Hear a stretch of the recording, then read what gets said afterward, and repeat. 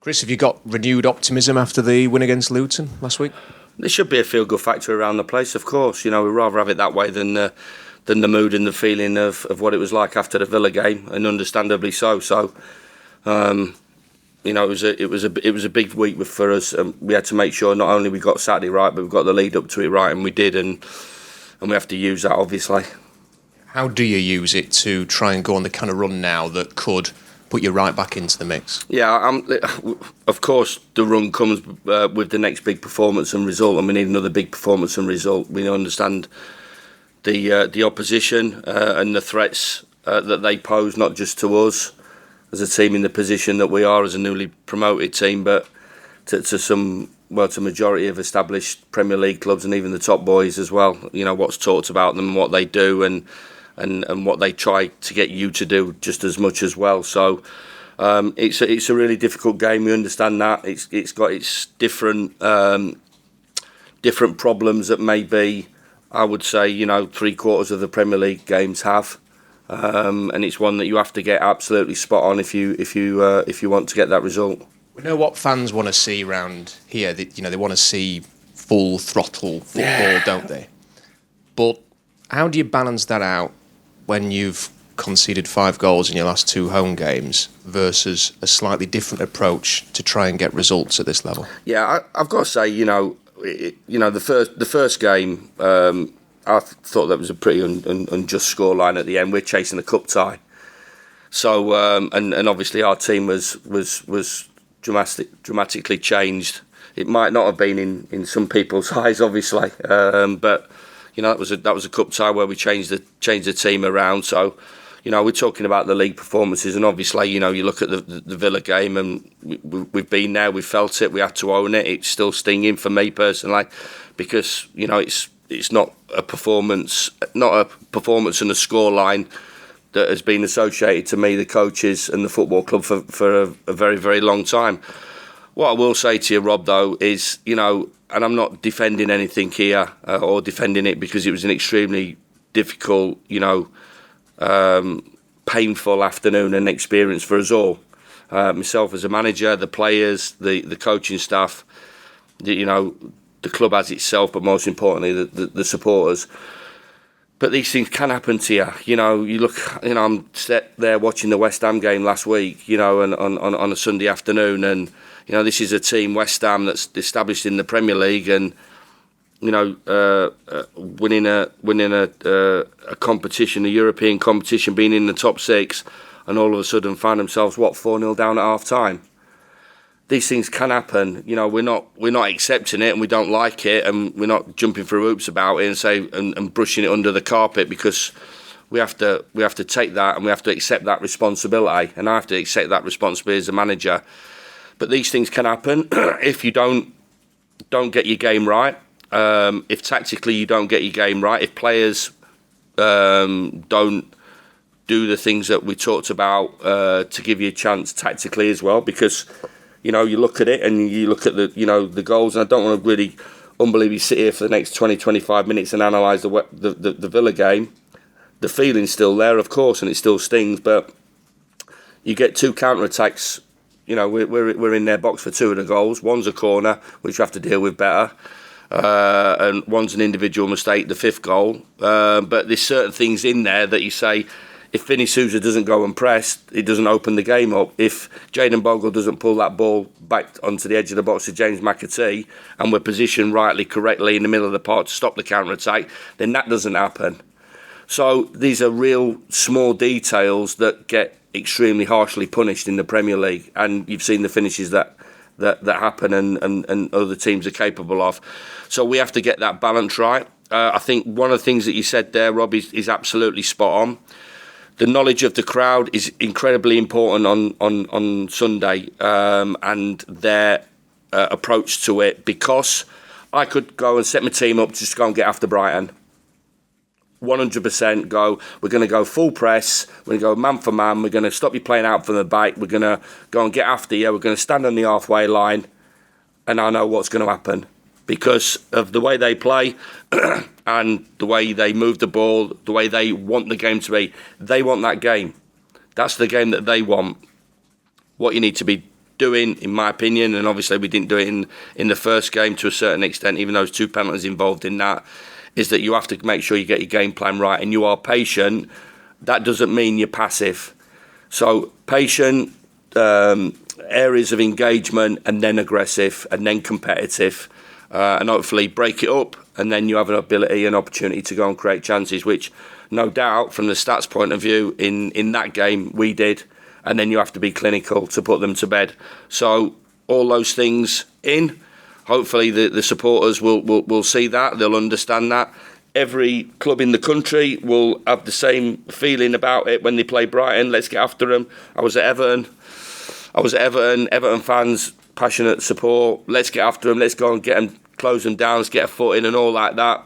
That is stuff that is right and correct, but it has to be in the right areas at the right time. And if we can do that and get our game plan right and spot on and be clinical, then who knows what can happen. I suppose you've just got to do what you've got to do to get the result, haven't you? Yeah. Everyone can have a preferred style of play. I think everybody wants to see that kind of football, but sometimes it's not the right fit for the We all want to see, what does Jurgen Klopp call? We all want to see heavy metal football. We all want that. That's why, they're possibly the most talked about team in the Premier League, and possibly, to a lot of people, when they go and watch a game, they'd write, that's the team that they want to go and watch. So we all want to aspire to that. I'd love to see my team go out and play like that, but I think you understand that they've had the opportunity of building that football club for an enormous amount of years, and they've been super successful under Jurgen and the players that they bring in and how they develop it. So we all want that. We all see that, but we have to be realistic. We're in the Premier League. It's not me being defeated. It's not a negative attitude.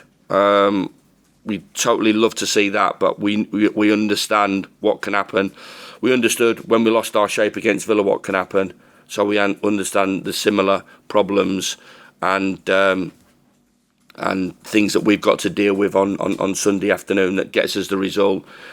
The biggest thing is that, come whatever it is, 4:00 on Sunday afternoon, that we've got a result that represents a really good performance in and out of possession.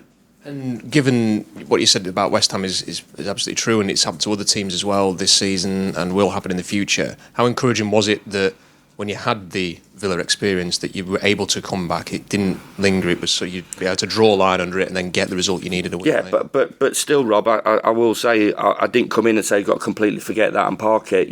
We can't. We have to own it, and we have that has to be in the back of our head that can happen. And whatever happens, whatever triggers that in players' minds, in units' minds, or the overall team, that experience that we don't want and we don't want to happen again, we'll use it, and I'll use it. And I've mentioned it again this week, but I wasn't surprised with the reaction.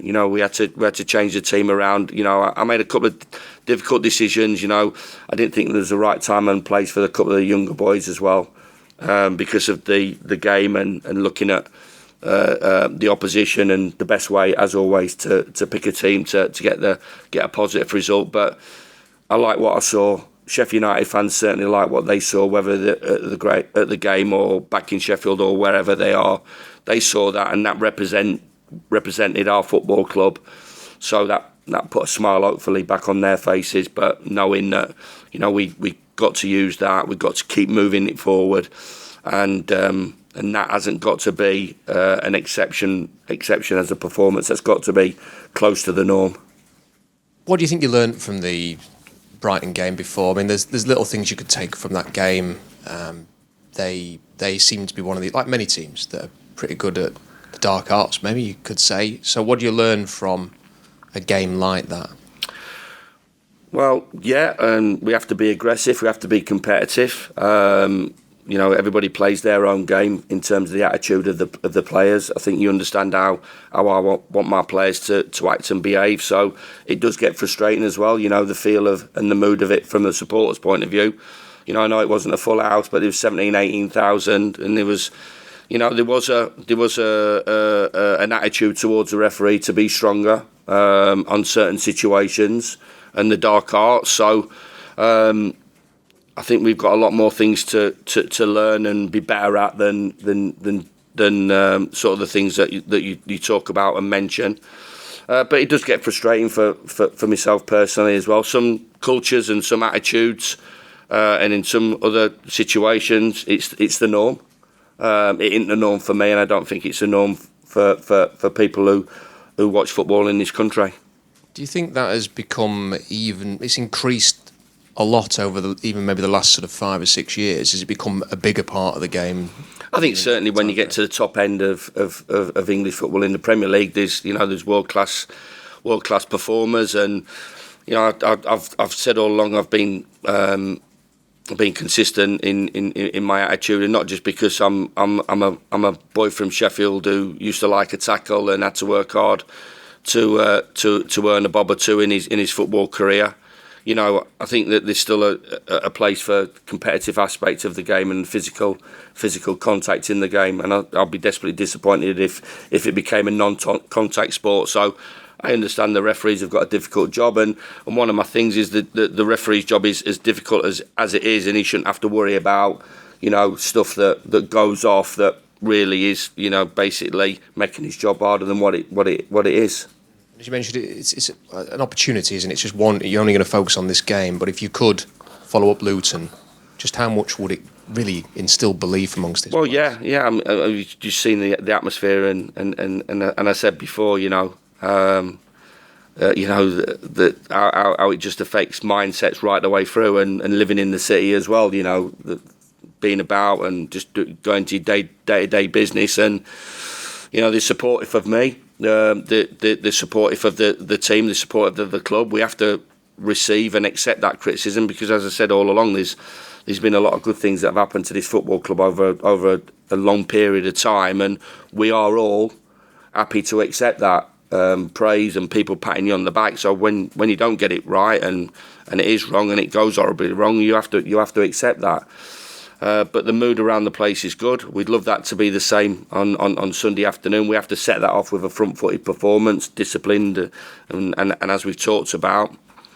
And can we move this on from, like you said, from one game to the next game, and keep adding? Difficult to get a point in the Premier League. Difficult to get 3 points in the Premier League. Difficult to beat a really talented side with an exceptional manager.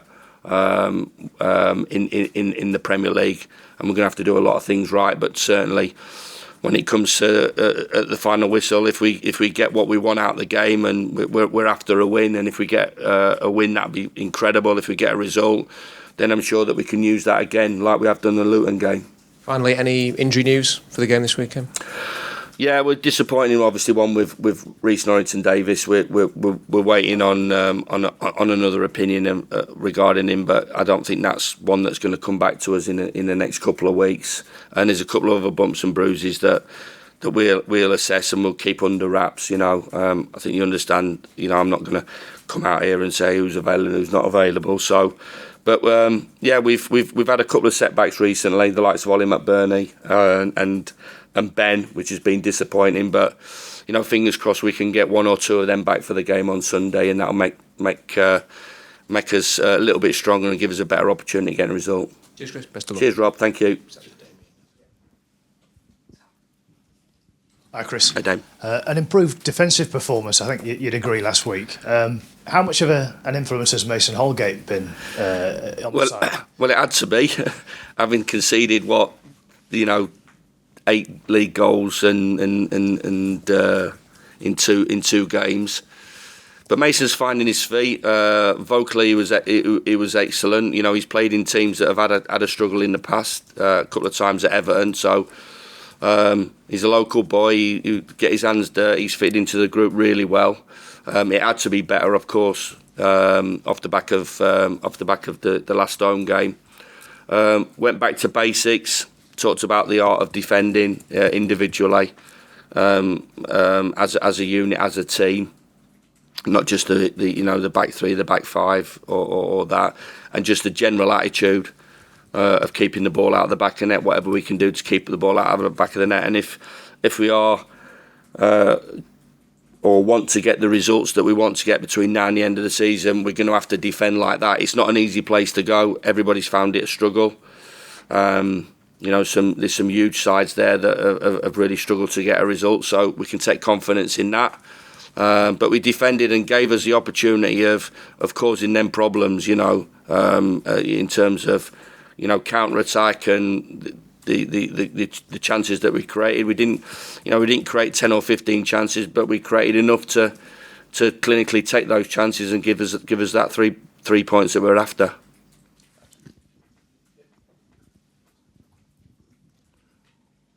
Hi, Chris. Just a word, if you may, on Roy Hodgson. You came up against him recently. I'm sure you've been reading the news. What have you got to say about him and your experience of coming up against him as a manager?